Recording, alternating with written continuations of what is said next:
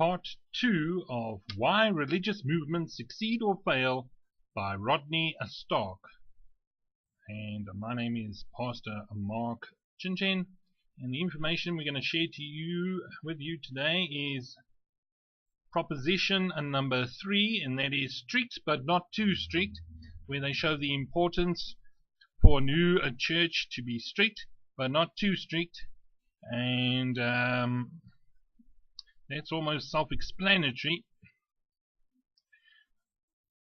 The strictness helps build the community, but being too strict would restrict an increase in membership.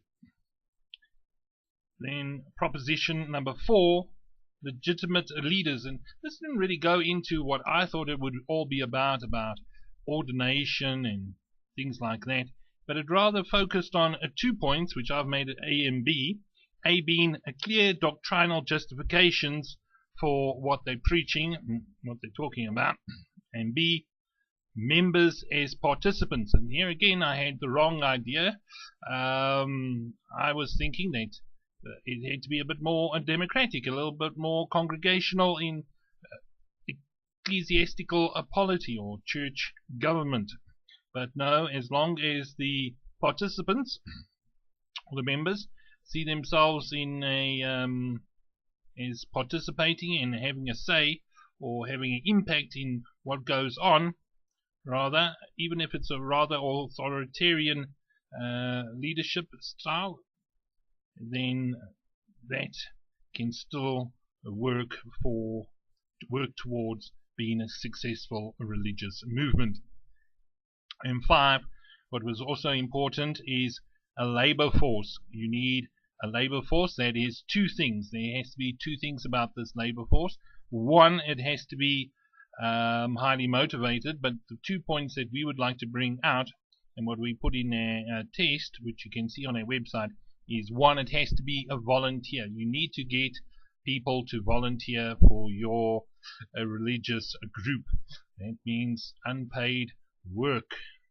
And then 2, proselytizing. That means your people need to try and recruit people from other faith traditions. So those are the 2 qualities you need in your labor force. Obviously, sometimes your pastor will be on an income, but we're talking about basically the other positions. They must be filled by volunteers. And you need to get, obviously, some volunteers that will go out and be rather more missionary or evangelistic in their approach and actually help bring people to your group. Then number 6 was for fertility. You in church history, you've had religious groups that have literally died out because they haven't increased their ranks with newborn kids. So here points that you need to remember is your congregation fertile? In other words, do you have a female population in your new church that is of child rearing and child breeding age? And then what the key factor that you need to remember here is your births have to offset your deaths.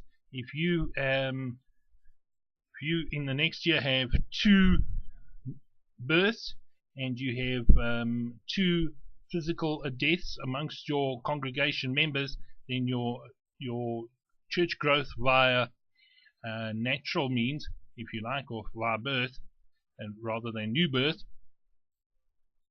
only offsets the 2 that you lost due to death. So you need to remember that point as you are going into your test. That test you can go on to. It's there on our website. You can go into and you can put in yourself and 4 other churches or your rivals or churches that you compete with or you compare yourself to, and it's a very interesting and interactive approach. So proposition 6 was fertility. Proposition number 7, compete against. Here's 2 points, A and B. A being, you need to be in a situation where you have weak local conventional churches.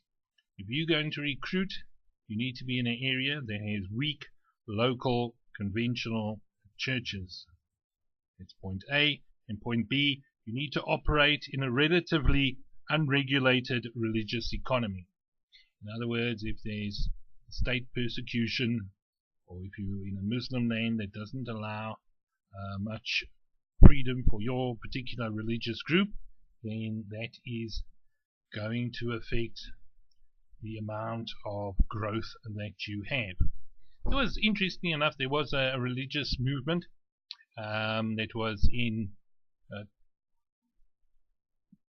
Castro's Cuba, but when Castro came to power, just after he came to power, he started pressing down on them, and this particular group went to a number of countries in the Caribbean, Central America, and South America, and then they grew dynamically. But in Cuba, they were oppressed and suppressed, and that took an effect on them. Then proposition number 8. Proposition number 8, you need in your church, you need, or your religious group, you need strong internal attachments. In other words, your people need to like each other. They need to be friends one with another.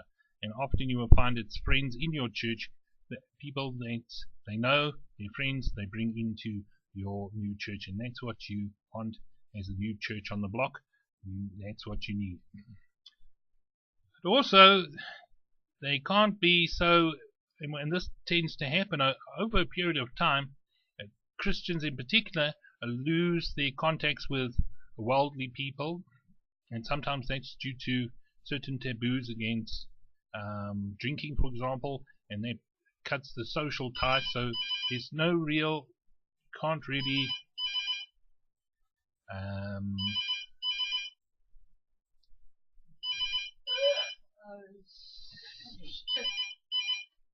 Hello? Yes, pause. Ja, je won't. Ja, ne?